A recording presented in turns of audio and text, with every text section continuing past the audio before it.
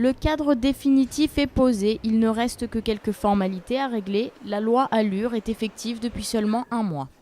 Des changements sont à anticiper, ce qui interpelle les professionnels de l'immobilier, comme la FNAIM du Var.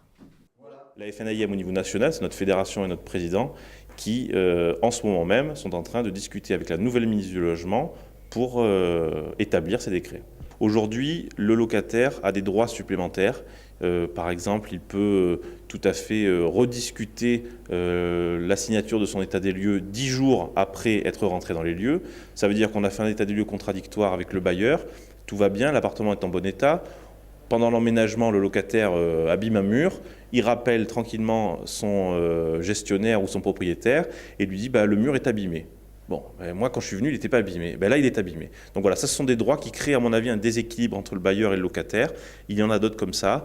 C'est dommage qu'on ait qu'on ait envoyé un message assez négatif aux bailleurs.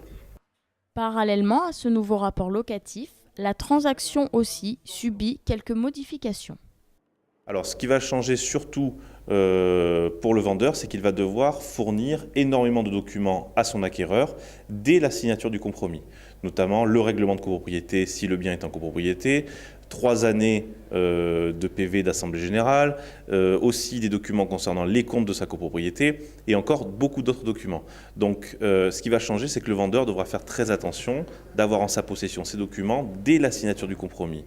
L'acquéreur, lui, s'il n'a pas ces documents, aura une faculté de rétractation beaucoup plus longue qu'aujourd'hui, puisqu'il faudra qu'il ait reçu l'intégralité de ces documents pour pouvoir purger son droit de rétractation.